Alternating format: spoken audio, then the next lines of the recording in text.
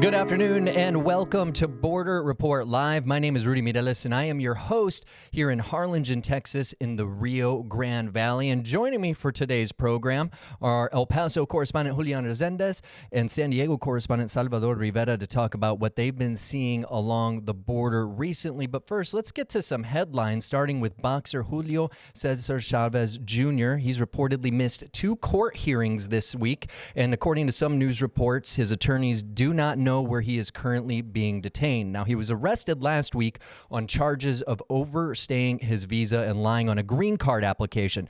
And Border Report has learned he's supposed to be back in court tomorrow. That's Friday.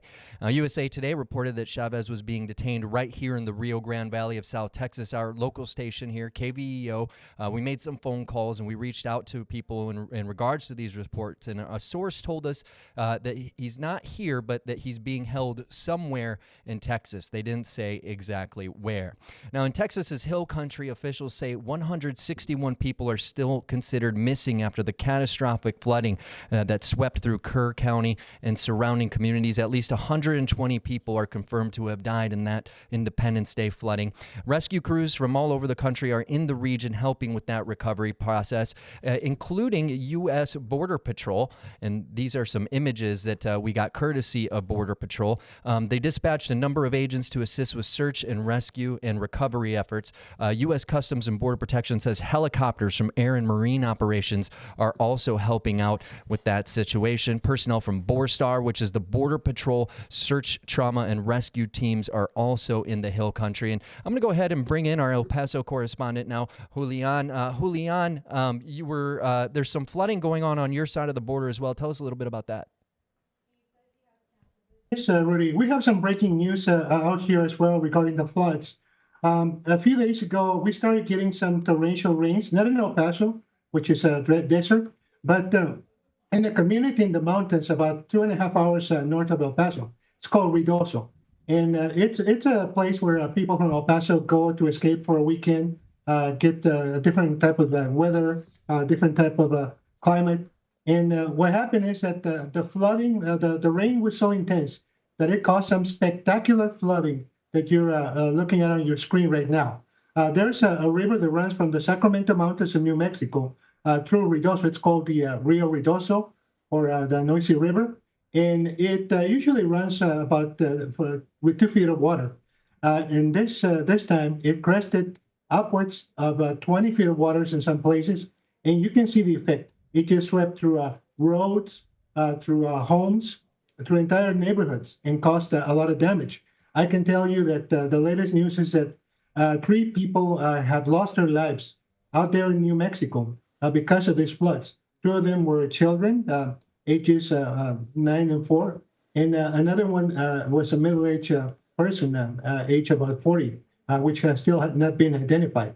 Now, I want to draw your attention to an image that should be coming up soon, and that involves an entire house, a house on stilts that was swept away by the current. There you see the current. This was really catastrophic, and the governor of New Mexico was in Ruidoso this morning. Several other officials from U.S. senators there's the image. That's just incredible. I mean, the power and destruction that those floods can have. It's what are you hearing from folks out there, Julian?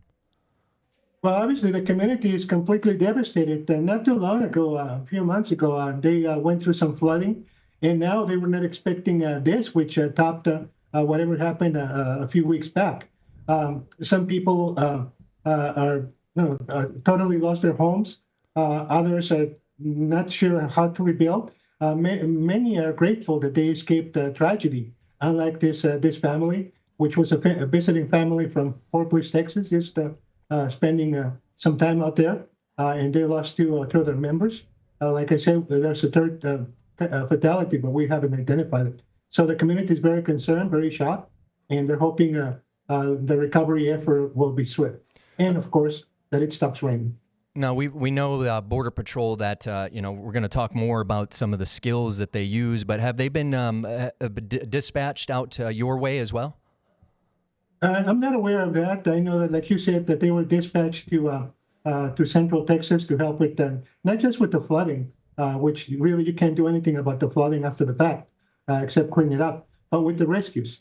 And over here in New Mexico, thankfully, we don't have reports of numerous people missing. So their presence and their specialty is to rescue people, to look for people. So they have not been needed out there in Ruidoso so far. All right. Well, thank you so much, Julian, for that report. And we're going to come back to you in just a minute to talk about some of the training that Border Patrol agents are getting to do those search and rescues. Stay with us. Border Report will be back in just a minute.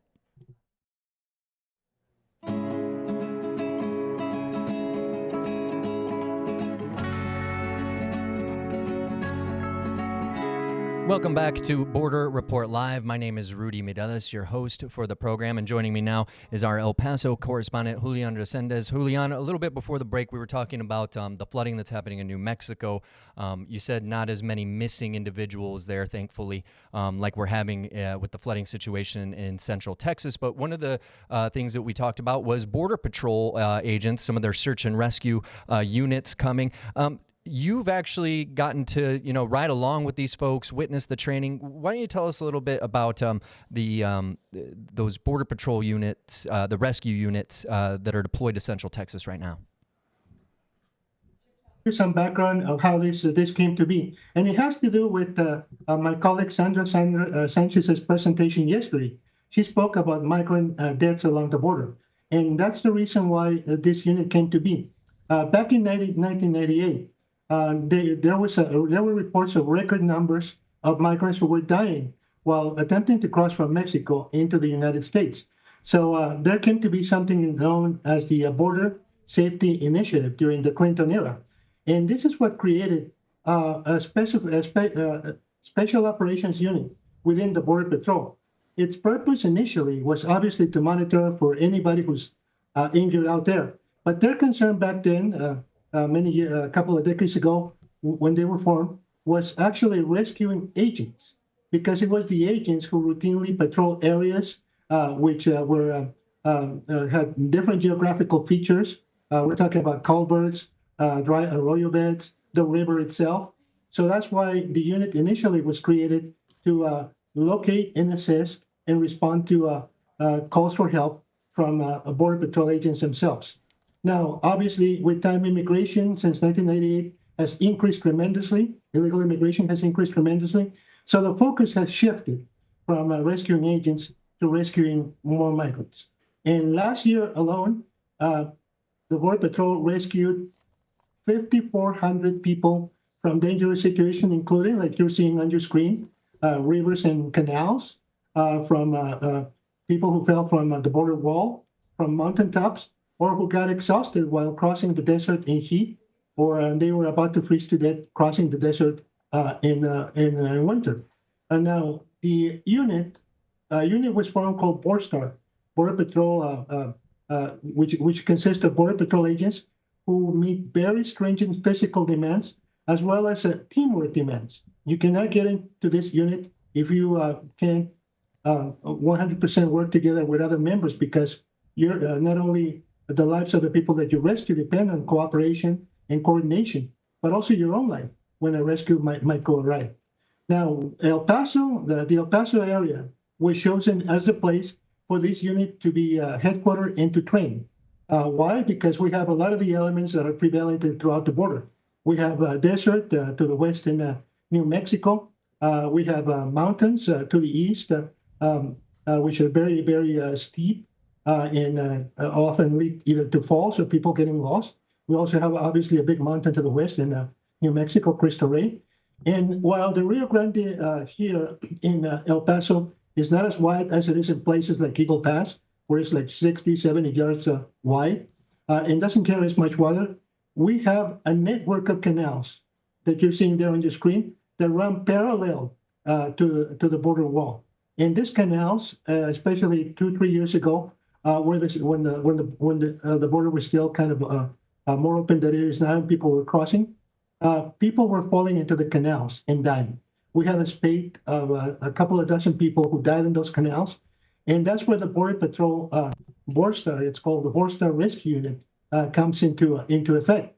Agents are trained; they train in those canals So they're familiar whenever a migrant falls and loses his strength and starts going down, or when he gets caught up in the debris. And those canals sometimes carry debris. So that's the reason why the BORSTAR agents come in, throw what's called a lifeline, which is basically a rope with a disc attached for the migrant to grab it and be pulled up. So we have all the geographical elements here in El Paso for these agents to come, train, and then be deployed to places. You mentioned about the BORSTAR unit that was deployed to Central Texas from El Paso. Well, other units as well are very likely assisting from other places, including the Rio Grande Valley, where I know river rescues are a big thing. Yeah, Julian, I wanted to ask you more about the training. I know pararescue in the United States Air Force, for example, they always like to joke, those guys, about how when things go bad for Marines, Navy SEALs, soldiers, they're the ones that get sent in to rescue them. The training, if anybody's ever seen, any of the training on Discovery Channel for Coast Guard swimmers, divers, these pararescue across the different branches, it's just so physically demanding. You've seen some of this training. Tell us a little bit about what it looks like. Yeah, just a couple of weeks ago, I had the privilege of going out to the desert in New Mexico, to Otero County, New Mexico, and I was able to watch some of this training. What you're seeing there are some simulation. These are agents that are on the last leg of their training. They've already passed the most difficult part, and as you can imagine, the most difficult part is the physical requirements. I am told that 7 out of 10 agents, and you have to be a Border Patrol agent to apply to be in this rescue unit. 7 out of 10 agents who apply end up not being picked, either dropping out at some point of the course or just being told, sorry, you can close, keep working on it, come back next year. Because of the physical requirement, you have to be able to carry a lot of equipment, wear your uniform, including tactical vests, because they were so close to the Mexican border that they don't know whenever something bad's going to happen, such as someone throwing a rock at you or worse, a bullet. Like in this particular scenario, which is simulating the rescue of an agent who was shot by a smuggler. So the training is very demanding physically. It rivals probably anything that you see in some of the service agencies that you mentioned. Yeah, absolutely. And it's not just the physical portion of the test. It must be just absolutely mentally exhausting to prepare and then go into this training. When you talk to these agents, did they ever give you kind of, what it's like for them psychologically to go through these things? Yeah, first of all, what they told me is that they really wanted to be in this because they wanted to save lives.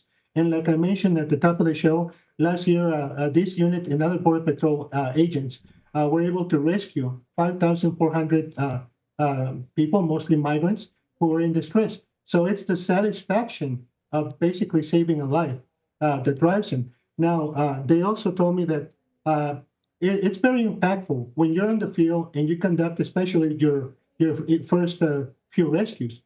People in trouble are screaming. People in trouble are letting you know that they feel that they're about to die.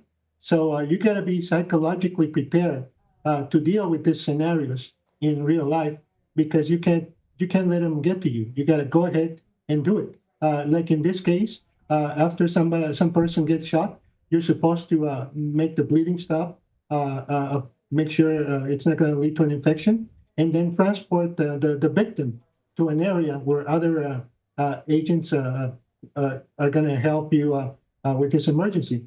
And let me mention that in addition to the physical training, to the psychological training, there's also medical training. Yeah, that was going to be my next question. I see them putting IVs in there. Tell us a little bit about that. Yeah, all these agents, as part of their training, they're also supposed to get certified as emergency medical technicians and pretty much first responders, medical first responders.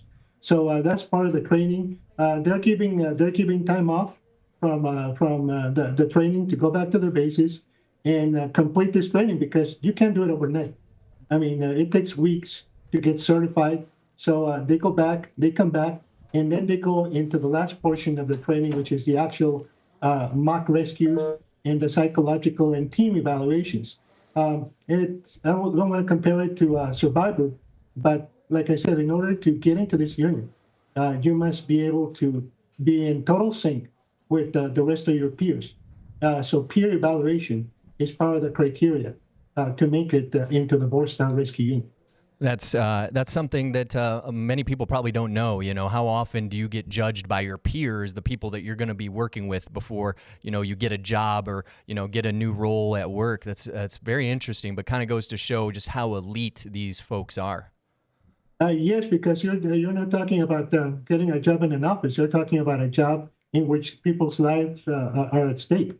So there's going to be a total synchrony with your peers. There's going to be communication back with headquarters, communication even with medical professionals when you really have to save somebody's life on the field and you're not a surgeon. So yeah, communication is very important part of this training. All right. Well, thank you so much for your reporting on all that training and everything that those BORSTAR folks over at Border Patrol are doing. Appreciate it, Julian.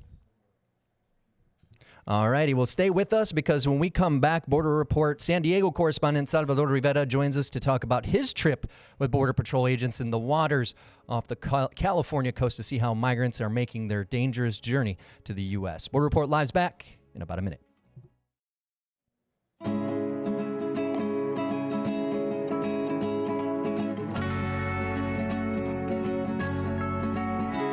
And welcome back to Border Report Live. My name is Rudy Mireles, and I am your host for today's program. And joining me now is our San Diego correspondent, Salvador Rivera. Hey, thanks for being here, Sal.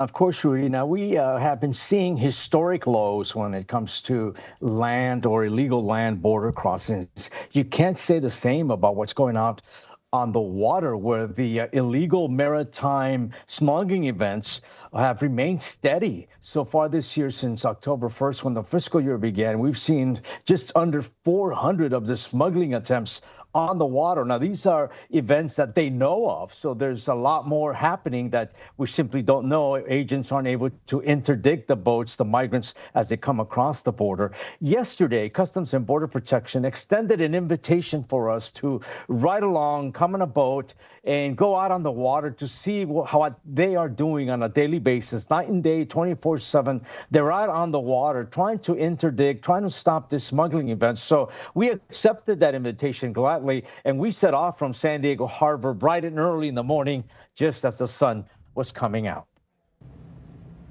By the time the sun rises over San Diego, these air and marine agents with U.S. Customs and Border Protection have already been on the water for hours, looking for unlawful migrants trying to enter the U.S. along the Pacific Ocean. That encompasses pangas, wrecked vessels, jet skis, swimmers, all those are considered maritime events. Eric LaVergne is with the U.S. Border Patrol, which arranged for members of the media to get on the water to experience what it's like to chase down a boat carrying unlawful migrants.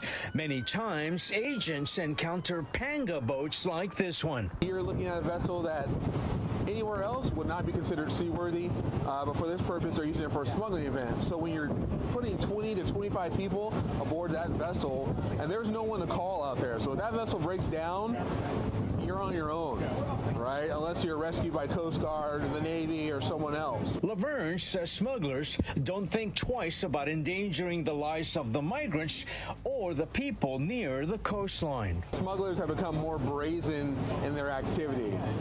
We've seen individuals landing boats in the middle of the day, nearly hitting surfers and swimmers who are in the waves as they're beaching their vessel. There are times when smugglers don't make it to the beach as their boats capsize in the surf with deadly consequences. So far this year, 7 migrants have been killed in the waters of San Diego. It's extremely dangerous. These landings are happening not just in San Diego, but Los Angeles, Santa Barbara, and as far north as Central California. The only way for us to handle this maritime smuggling problem is by working a whole of government approach. So that's between air and marine operations, the United States Coast Guard, United States Border Patrol. They're out here 24/7. But obviously, when you think about it overall, you have a 20-foot vessel in the Pacific Ocean. That is a large area. And when they do spot a smuggling event in progress, it's hard to put an end to it. Smugglers, they don't want to give up. They have no intention of giving up. They will run. They will beach the vessel. They will do anything they can to try to escape prosecution. That is some incredible stuff out there, Salvador. I know we on this side of the border, we call them lanchas. They're typically reserved for illegal fishermen. You know, in my about 8 years of reporting here in the Rio Grande Valley, I think maybe twice we've seen them trying to smuggle people. That's a big difference. Tell us a little bit about just what your experience was out there. Well, it was, first of all, it's exhilarating. Being out on the water on a fast boat, it's a lot of fun. But then you think about what the men and women with Customs and Border Protection's Air and Marine Unit are doing on a daily basis. And they're out there in the water. Yesterday, we were lucky that the Pacific Ocean cooperated and it was somewhat calm. But think about what it's like when there's a storm approaching and the waves are big, the currents are against you. You're going to be bobbing and weaving out there, as we call it, deadliest catch experience out there. And but that's something that not only are the agents going through, but think about the migrants who load on this panga, this lancha that's got enough room for maybe a dozen people, but they fit about 25 folks on there, and they set off on their journey from well south of the border. Perhaps there's a little fishing village somewhere in Baja, northern Baja, and they set off in the middle of the night and they head north. And think about what it might be like if you've never been on the water. You're going to get seasick. You're going to get cold, especially during the winter when there are storms. You're going to be bobbing and weaving, and you're going to be feeling sick. You might get wet and drenched, and that could lead to hypothermia because the Pacific Ocean is very cold, especially in the wintertime. A lot of people come to San Diego saying, oh, I can't wait to get in the ocean. And I always tell them, well, make sure you do it in the middle of the summer. You might get a 6 to 8 week period where you actually can go in the water and enjoy. Otherwise, it's extremely cold and people get sick all the time and hurt on these lanchas, on these panga boats. But this is something that people are willing to do, and they're willing to pay anywhere from $10,000 to $15,000 a piece for the opportunity to get onto one of these lanchas and then head north on their journey into the U.S., a journey that can take hours. Sometimes it takes days. And sometimes, as Agent LaVergne was saying, the pangas, the motors break down, and now you're adrift out on the water, and it might be days before anybody finds you. And if you're lucky, if they do, if not, you're going to go through some horrible, horrible consequences. Now, another component of this, Rudy, is prosecution. The U.S. attorney was telling us that it's not just arresting, interdicting the smugglers, but now there has to be penalties. There has to be consequences. So not only are they prosecuting them, but now, Rudy, some of the sentences could be 30 years in prison, if not longer. So they're saying, yes, we catch them, we arrest them, but now there has to be penalties, consequences, and that's what they're trying to do more of, to sort of send a message and make sure that this is a deterrent to the illegal crossings, these maritime events that happen out on the water, out in the Pacific Ocean. We just have about 2 minutes left. I hate to rush you, but I do have a question. You were mentioning, these folks paying, tens of thousands of dollars to do this, to make this journey. Do you know about how long they're on these boats for? I mean, they're not just, just on the other side of the border and trying to go around the border wall that, goes out into the ocean. How long are these journeys for these folks?